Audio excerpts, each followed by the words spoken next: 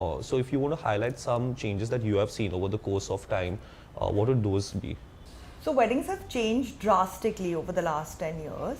A lot what we spoke about before because of COVID, but also I feel like a lot of the bride and grooms, they actually have a voice in deciding what they want, how they want it.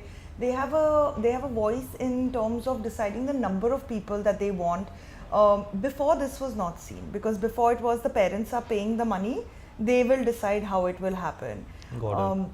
Now, even though the parents are still paying the money, but the children still have a voice. Yeah. And they are being heard. That's correct. So, which is a huge difference that we've seen over the years, while we are planning the wedding during that stage.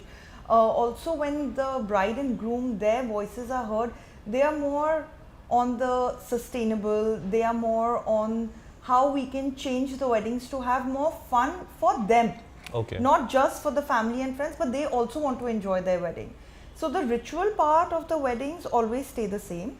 So you'll always have your haldi, the puja, the fairas. These things remain the same. But the other functions technically have no ritual value to the wedding. Like Correct. for example, a sangeet, there is nothing ritualistic about a sangeet. It's only the family performance that happens, and it's a cocktail night or a dancing and singing. Celebration. It's a celebration. So they are also trying to see that how can we have more fun. Even the Bharat as well. Even the Bharats have also changed, right? Like, like I know recently a South Indian wedding that had happened, okay? Both the couples were South Indian. And they had a Punjabi dhol and a Punjabi artist coming in and, riling up the entire crowd. They had the boniyas Bharat. happening at the Bharat. Very Because South interesting. Indian doing a Punjabi kind of a vibe is a Yeah. big shift, right?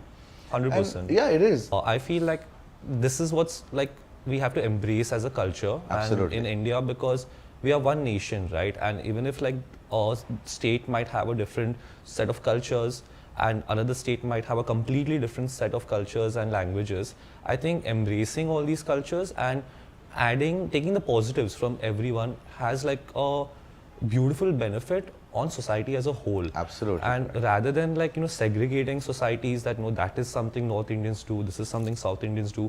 I mean, stay true to your culture, that's fine.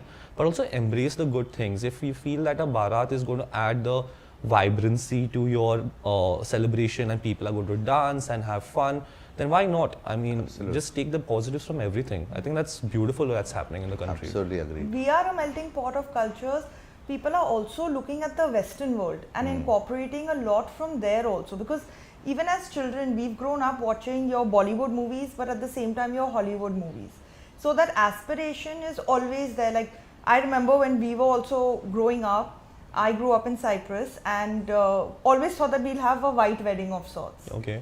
And we've seen a lot of our bride and grooms who are, even though they're not Catholic or Christian, they're still embracing that as part of one of their functions. So one of their cocktail nights starts off as a white wedding, goes into the cocktail Correct. night, which becomes a sangeet in itself. Very So there's a interesting. lot of mix of different religions, different cultures. Everyone's adapting to things that work for them. You guys are wearing white right now, so is there a party after this? Are we invited? The party's at Harsh's house.